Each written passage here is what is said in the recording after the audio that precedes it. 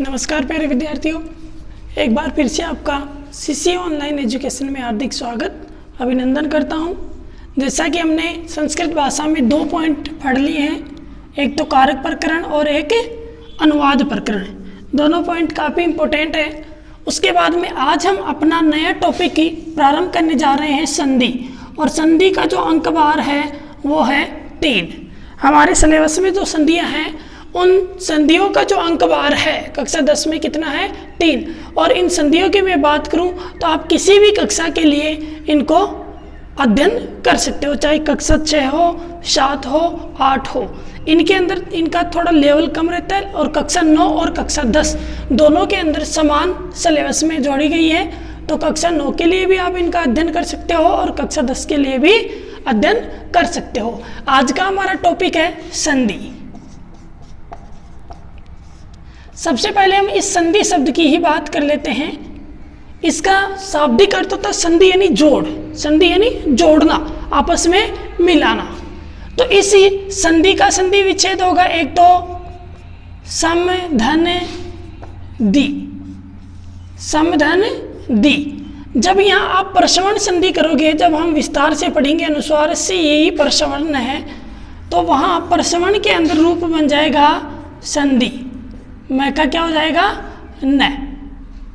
उसके बाद में इसी का आप संधि विच्छेद करोगे, ये समधन दी है, इसी का आप दूसरा पद बनाओगे तो रूप बन जाएगा संधि। इसके लिए हम नियम पढ़ेंगे, मो अनुस्वार है। मो अनुस्वार ये कहता है कि मैं का क्या कर दो, अनुस्वार कर दो, यानी पदांत के अंदर मैं है और उसके बाद में कोई भी व्यंजन वर्ण आता है तो मैं का क्या हो जाता है, अनुस्वार। तो इस संधि को हम इस तरह भी लिखते हैं, दोनों प्रकार से लिखते हैं। तो दोनों का जो संधि विच्छेद है वो एक ही होगा। इस पद में तो कौन सी संधि रहेगी, अनुस्वार संधि, और इस पद में कौन सी रहेगी, प्रश्रवण संधि। ठीक है, संधि शब्द का शाब्दिक अर्थ है जोड़, मिलाना। ठीक है, अभी हम इसकी परिभाषा की तरफ जाते हैं।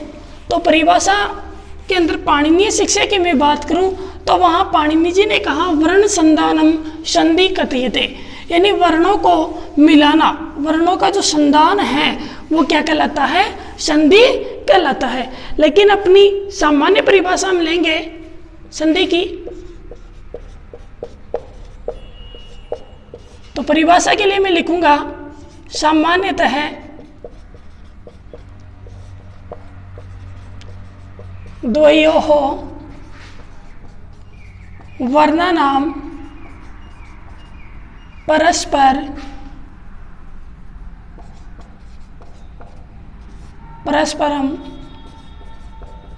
मेलनं संधिः कथयते। सामान्यतः द्वयोः वर्णानां परस्पर मेलनम संधि कथयते, यानी हम कह सकते हैं कि सामान्य रूप से दो वर्णों का परस्पर मिलन ही क्या कहलाता है, संधि कहलाता है। जैसे यहाँ क्या किसकी बात की हमने, वर्णों की, तो अब आपको वर्णमाला आनी चाहिए। वर्णमाला हमने कक्षा 9 में पढ़ी है, पाणिनीय शिक्षा के अनुसार माहेश्वरी सूत्र पढ़े हैं। उसके बाद में हमें वहाँ पर ही सारे वर्णों को पढ़ा है कि उच्चारण स्थानों को भी हमने वहाँ जाना है। तो वर्णों का जो परस्पर मिलन है वो क्या कहलाता है, संधि कहलाता है। अब जैसे यहाँ कहा कि वर्णों का मिलन, जैसे ए के साथ में ए को मिला दूँ और क्या बन जाएगा, आ, तो ये जो वर्णों का मिलन है यही क्या कहलाता है, संधि कहलाता है। जैसे मैं ई के साथ ई को मिला दूं, क्या बन जाएगा, ई। ठीक है ना, यानी जहां पर वर्णों का आपस में मिलन होगा वो क्या कहलाएगा, संधि कहलाएगा। संस्कृत भाषा में हम बात करें तो संधि मुख्यतः 3 प्रकार की होती है। कितने प्रकार की होती है, 3 प्रकार की। वैसे यदि हम संस्कृत शिक्षा की बात करें तो वहाँ 5 प्रकार से इनको पढ़ाया जाएगा, लेकिन हम अपने सामान्य शिक्षा की हम बात कर रहे हैं तो संस्कृत है संधि त्रिधा। संस्कृत में संधियां कितनी है, 3 है। हमारा जो आरबीएससी का कक्षा 10 का सिलेबस है उस सिलेबस के अंदर भी कितनी संधियां जोड़ी गई है, 3 संधियां। पहली संधि हम पढ़ेंगे कौन सी, स्वर संधि। इस संधि को अच संधि भी कहते हैं। दूसरी संधि हम पढ़ेंगे व्यंजन संधि। व्यंजन संधि का दूसरा नाम क्या है? हल संधि। उसके बाद में तीसरी संधि हम यहाँ पढ़ेंगे विसर्ग संधि। 3 संधियाँ हमारे सिलेबस में जोड़ रखी है, स्वर संधि, व्यंजन संधि और विसर्ग संधि। एक प्रश्न यहाँ से आता है, एक यहाँ से आता है और एक यहाँ से आता है। तीनों संधियाँ काफ़ी इंपॉर्टेंट है, किसी भी कक्षा के लिए आप इनका अध्ययन कर सकते हो, चाहे 6 हो, 7 हो, 8, 9 हो, 10 जो भी हो। ठीक है, सबसे पहले हम स्वर संधि के बारे में सामान्य बातचीत कर लेते हैं आज। तो स्वर संधि, देखिए संधि का क्या नाम है? स्वर।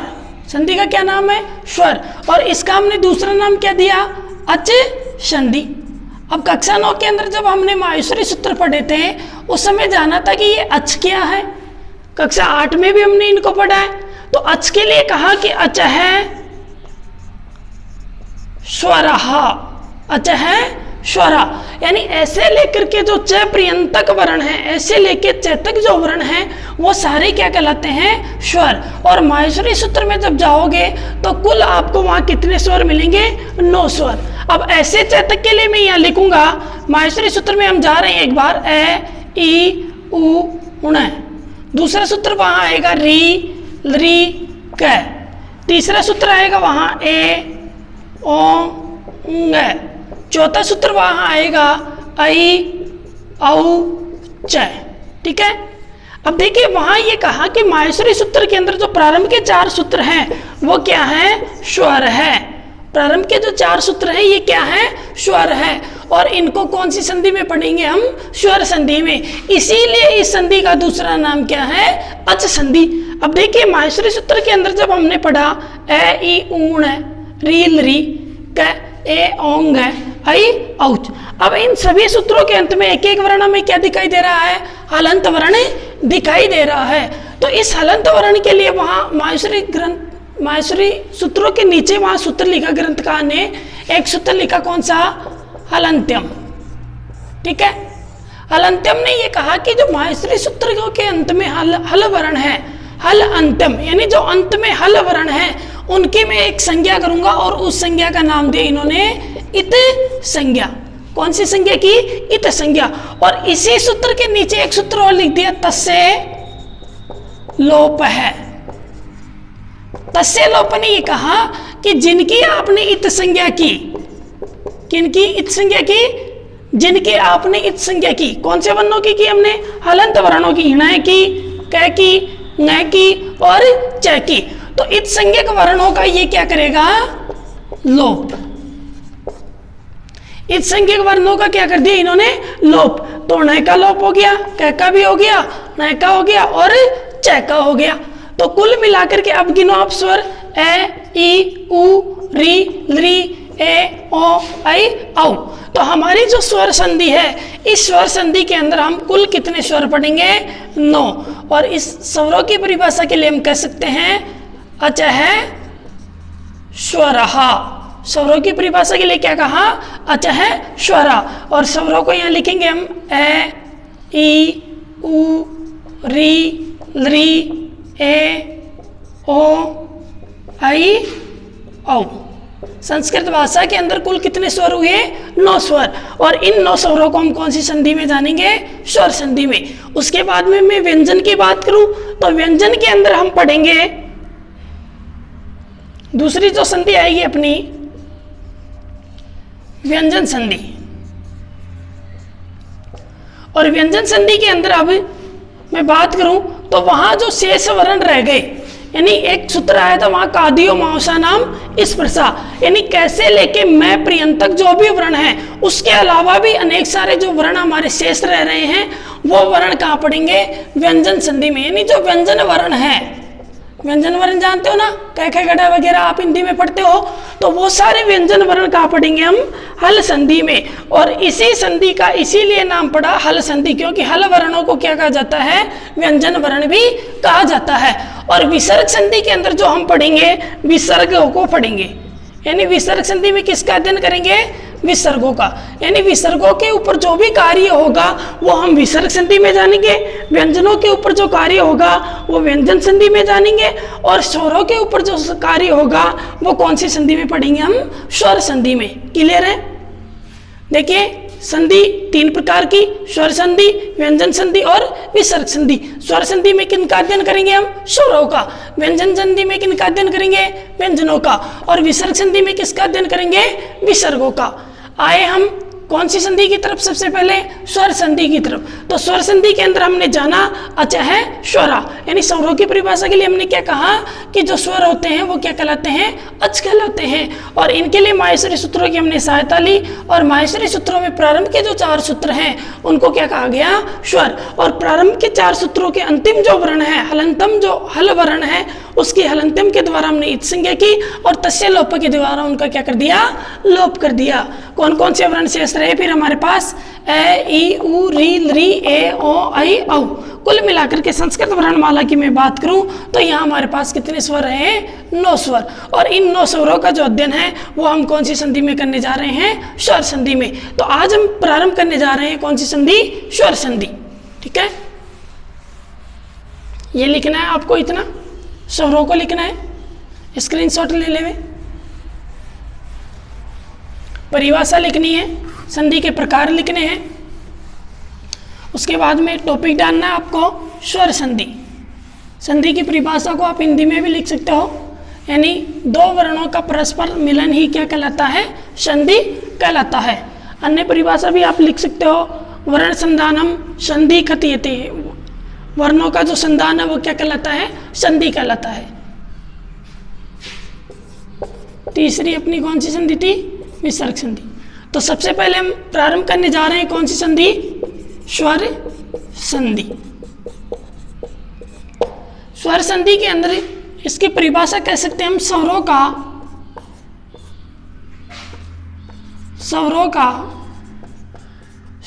के साथ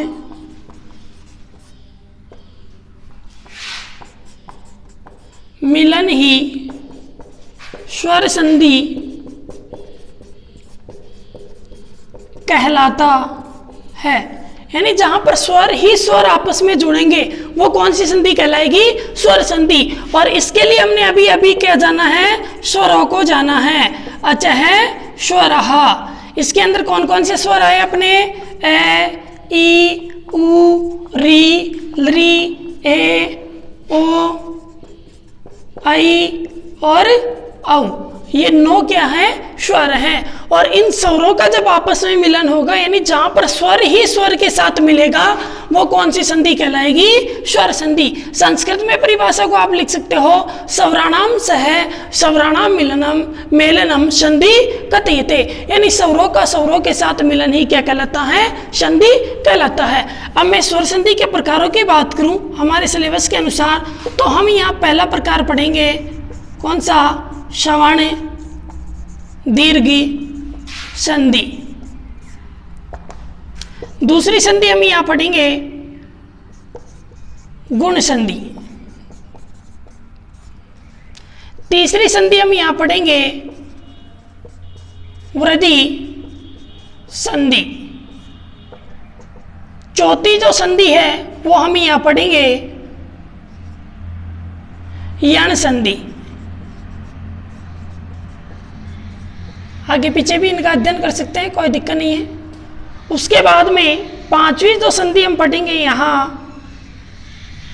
पूर्व रूपी संधि, 5वीं के रूप में पढ़ेंगे हम अयादि संधि।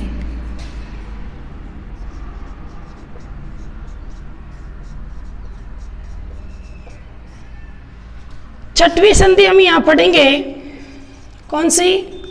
पूर्व रूपी संधि। कक्षा 9 के अंदर हमने इनका अध्ययन कर लिया है अच्छे से। उसके बाद में हम अगली संधि पढ़ेंगे यहाँ पररूपी संधि।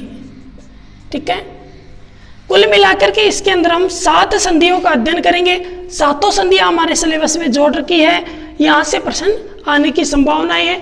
पिछले साल के पेपर की बात करूं तो यहाँ से प्रश्न आया है। ठीक है, स्वर संधि के अंदर सबसे पहले हम पढ़ेंगे कौन सी? स्वर्ण दीर्घ। दूसरी कौन सी पढ़ने जा रहे हैं? गुण। तीसरी वृद्धि, चौथी यण, 5वीं अयादि, 6वीं पूर्व रूप और 7वीं पर रूप। कुल मिलाकर के 7 जो संधियां हैं वो कौन सी संधि में पढ़ेंगे? स्वर संधि में। ठीक है, स्क्रीनशॉट ले। सबसे पहले आज प्रारंभ करें सवर्ण दीर्घ संधि।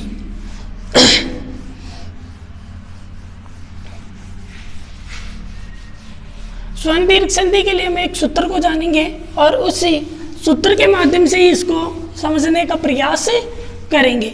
यदि सूत्र से आपके समझ में आ रही है तो मैं ये मानता हूँ कि परिभाषाएं वगैरह लिखने की आपको कोई आवश्यकता नहीं है। तो सबसे पहले टॉपिक डालेंगे स्वर संधि में कौन सा, सवर्ण दीर्घ संधि। कौन सा टॉपिक अपना, स्वर्ण दीर्घ संधि। इसके लिए एक सूत्र लिख रहा हूं मैं आपके साथ, अकह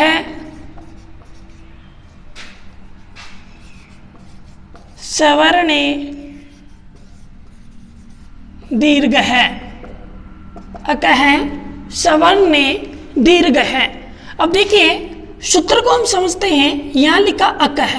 अकह के लिए हमने जब कक्षा 9 में माहेश्वरी सूत्र पढ़े थे या कक्षा 10 में भी हमने माहेश्वरी सूत्र पढ़े पूर्व की क्लासों में। अभी आप कक्षा 10 में आए हो तो अभी आपने अध्ययन नहीं किया है, कक्षा 9 में 8 में 7 में आपने अध्ययन किया है। तो माहेश्वरी सूत्रों के अंदर हमने कहा था कि ऐसे लेके कहतक के जो वर्ण हैं वो क्या कहलाएंगे, अक। इसके लिए पहला सूत्र हमने अभी देखा था, ए ई ऊण री री क। कहाँ रहे, री री क। दूसरे सूत्र तक जाएंगे तो इसका मतलब यह हो गया अकवर्ण। कौन से वर्ण, अकवर्ण। अब अकवर्ण में कौन कौन से, ए ई उ री री, ठीक है। हलंत वर्ण का तो क्या हो जाता है, लो। अकवर्णों के बाद में सवर्णे से यानी समान, वर्णे यानी होने पर, क्या होने पर, समान वर्ण होने पर, क्या हो, इनके समान वर्ण हो। अकवर्णों के बाद में क्या हो, समान वर्ण हो, यानी अकवर्णों के बाद में क्या है, अकवर्ण आए। अक के बाद में क्या हो, अक हो, तो वहां पर क्या हो जाएगा, दीर्घ एकादेश। अकस्वर्ण दीर्घ सूत्र ने ये कहा कि अकवर्णों के बाद में क्या हो, इनके समान वर्ण हो। अर्थात ए या आ के बाद में क्या हो, ए या आ हो। ई या ई के बाद में क्या हो, ह्रस्व या दीर्घ ई हो। उ के बाद में क्या हो, ह्रस्व या दीर्घ उ हो। री के बाद में भी वही ह्रस्व या दीर्घ री हो। और री के बाद में क्या हो, लरी हो। तो वहां पर जो एकादेश होगा वो कौन सा एकादेश होगा, दीर्घ एकादेश। अब इस लरी के अंदर दीर्घ नहीं होता है, अभी जानेंगे जब पढ़ेंगे इसको, ठीक है। हम कह सकते हैं परिभाषा भी, आप लिखना चाहो तो लिख सकते हो, यहां लिख रहा हूं मैं, ह्रस्व या दीर्घ अकवर्ण।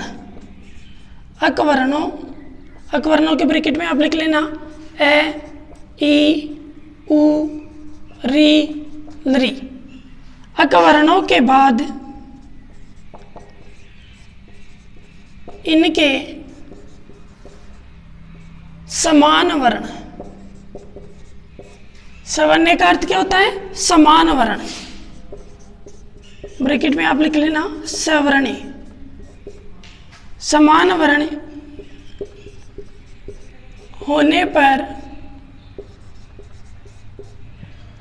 पूर्व पर के स्थान पर, होने पर पूर्व पर के स्थान पर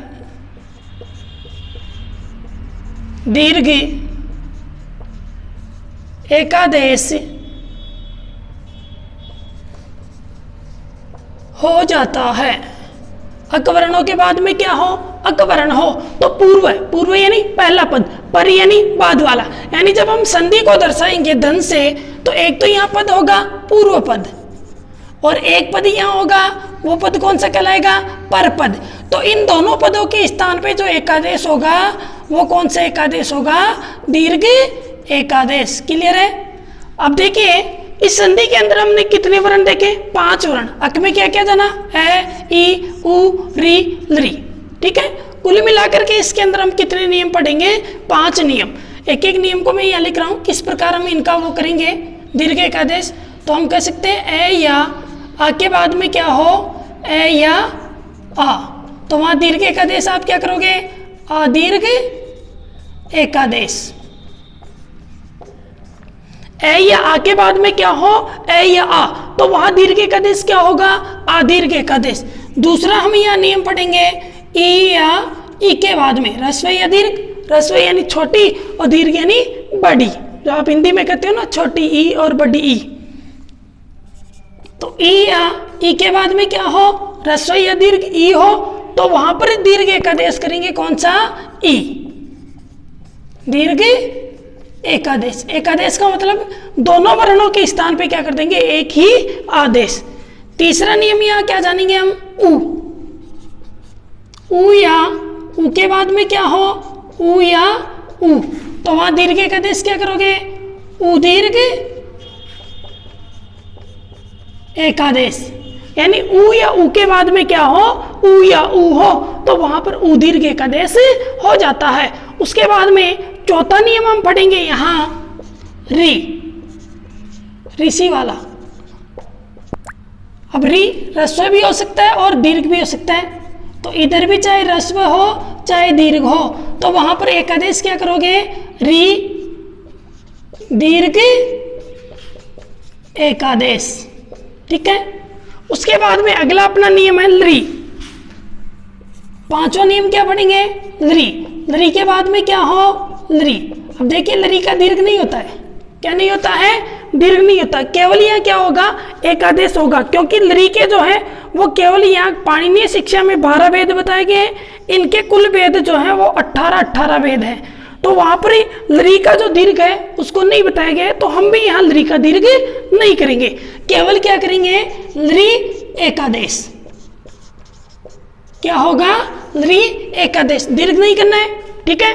केवल आपको क्या करना है, एकादेश तो करना है। यदि पूर्व और पर दोनों के अंदर आपको लरी वर्ण समान वर्ण हो गया ना, तो जैसे ही समान वर्ण दिखाई दिया, हमें क्या करना है, नियम के अनुसार एकादेश करना है, दीर्घ का भाव रखना है। तो यहाँ आप ब्रैकेट में लिख सकते हो, दीर्घ का अभाव। किसका अभाव रहेगा, दीर्घ का। किस में रहेगा, लरी के अंदर दीर्घ का भाव रहता है, ठीक है। अब देखिए सबसे पहले हम इस संधि का जो पहला नियम है उसको प्रारंभ करने जा रहे हैं। ए या आ के बाद में क्या हो, ए या आ, तो वहां दीर्घ एकादेश क्या होगा, आदीर्घ एकादेश, ठीक है। सूत्र को आपने समझा, सूत्र ने ये कहा स्वर्ण दीर्घ, ठीक है। दीर्घ संधि नहीं लिखना, आपको कौन सी संधि लिखनी है, स्वर्ण दीर्घ संधि। कई बच्चे लिख देते हैं दीर्घ संधि, दीर्घ संधि गलत है, आप हिंदी के अंदर ऐसा लिख सकते हो, लेकिन आपको संस्कृत भाषा में क्या लिखना है, स्वर्ण दीर्घ संधि। स्वर्ण दीर्घ के अंदर हमने सूत्र पढ़ा, अक स्वर्ण दीर्घ है। अक स्वर्ण दीर्घ ने ये कहा कि अक वर्णों के बाद में क्या हो, अक वर्ण हो। अक वर्ण में क्या जाना हमने, ए ई उ री लरी, ठीक है। इनके बाद में यदि इनके समान वर्ण आते हैं तो वहां पर दीर्घ एकादेश हो जाता है। परिभाषा हमने लिखी, उसके बाद में कुल यहाँ हमने 5 नियम बनाए। ये 5 नियम हम यहाँ क्रम से पढ़ेंगे। स्क्रीनशॉट ले,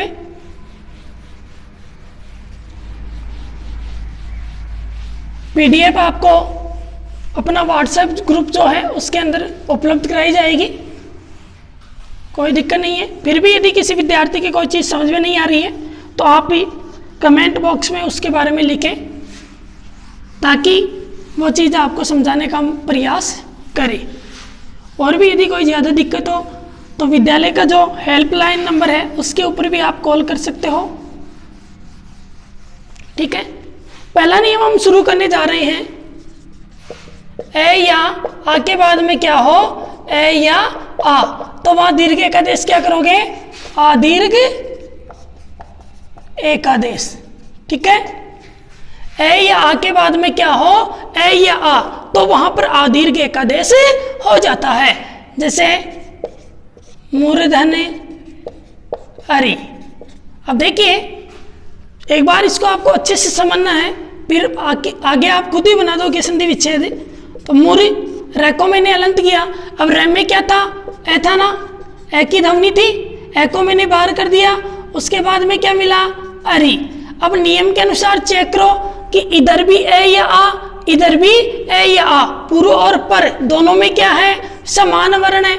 तो समान वर्ण है तो यहाँ क्या करना है मुझे, आदीर्घ एकादेश। अब अपनी स्थिति क्या हो गई, मूर्धन्य आधन्य रिहि, ठीक है ना।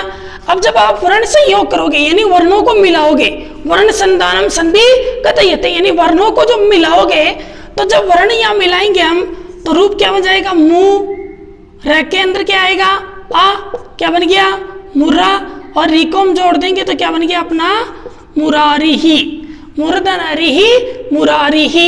अगला उदाहरण देखते हैं, देते धने अरिही, वही पदों को अलग अलग करते हैं। देते के अंदर ये के अंदर मैंने ए था उसको बाहर किया, उसके बाद में क्या मिला, अरि, दोनों समान है क्या, देखिए नियम के अनुसार समान है क्या, समान है ना, तो दोनों के स्थान पे क्या कर दूं, आदीर्घ एकादेश। स्थिति क्या हो गई, देते धन्य आ धन्य रिही। अब जब वर्ण संयोग करोगे यानी वर्णों को मिलाओ, मिलाओ, देते, ये हलंत था, उसके बाद में क्या मिला, स्वर मिला।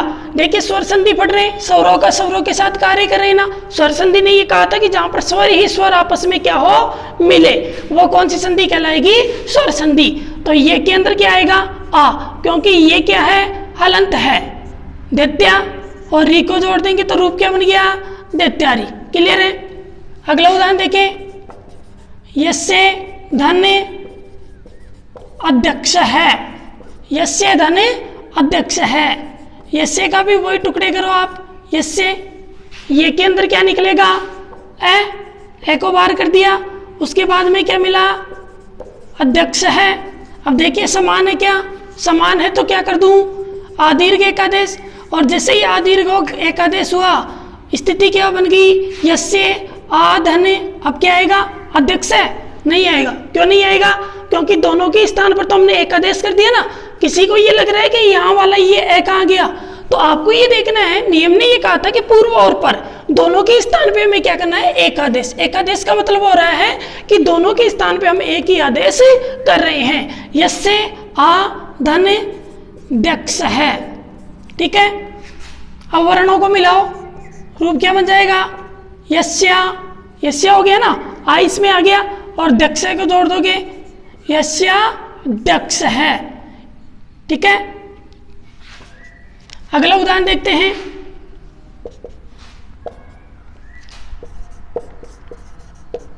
विद्या धन अर्थ ही, विद्या धन अर्थ ही, अलग अलग करो, विधि, यहां से क्या निकलेगा, आ, यहां से क्या निकला, अर्थी, ठीक है। अब वर्ण आप देखो कि समान है क्या, समान है ना, आ के बाद में क्या आ गया, ए और आ दोनों एक दूसरे के क्या है, समान है। तो जैसे ही यहाँ समान हुए तो दोनों के स्थान पे क्या कर दिया हमने, आदीर्घ एकादेश। स्थिति क्या हो गई, विद्या धन्य आ धन्य रथि ही, यही होगा ना। अब जब वर्ण संयोग करोगे तो रूप क्या बन जाएगा, विद्यार्थी ही, ठीक है, विद्याधनार्थी ही, विद्यार्थी ही। अगला उदाहरण देखो, रत्न धन्य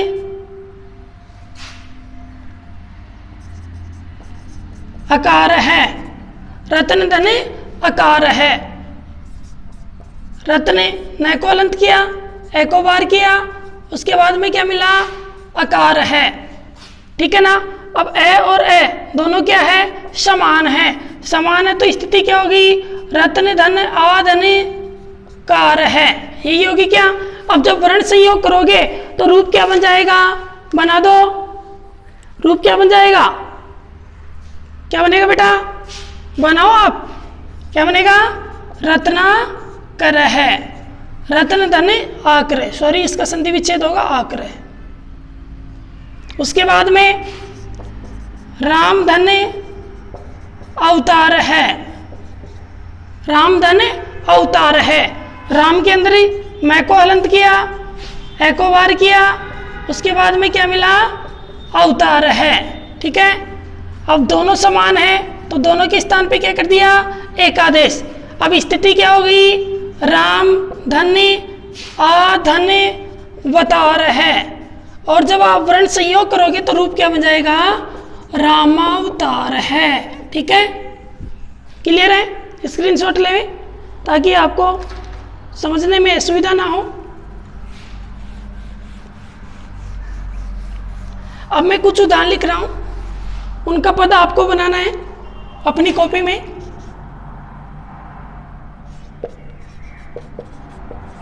गजानंद है, संधि विच्छेद आपको करके लिखना है। विद्यालय है, शिवालय है, शशांक है, हिमालय है। और भी यदि कोई उदाहरण हो आपके दिमाग में भी तो आप यहाँ से भी लिख सकते हो। कक्षा 9 में भी हमने कई उदाहरण पढ़ाए तो वहाँ से भी आप लिख सकते हो। दीर्घ संधि का जो पहला नियम था अपना ए या आ के बाद में कंप्लीट है। यदि इस नियम में किसी विद्यार्थी की कोई दिक्कत हो तो वो सहर्षी कमेंट बॉक्स में इसके बारे में लिखे पूछे, ताकि हम उसको और भी अच्छा करने का प्रयास करें। अगला जो नियम पढ़ेंगे हम कल की क्लास में, वो नियम पढ़ेंगे ई या ई के बाद में क्या हो, ई या ई, तो वहां दीर्घ एकादेश क्या हो जाएगा, ई दीर्घ एकादेश। आपको कक्षा 9 में ये नियम पढ़ा रखे हैं, आपको एक बार इनका साथ साथ अध्ययन करना है। जैसे ही मैं ये नियम पढ़ाऊंगा उससे पहले आप खुद को ऐसा लगे कि हमने ये नियम पढ़ लिया है। ठीक है, धन्यवाद। जय हिंद, जय भारत,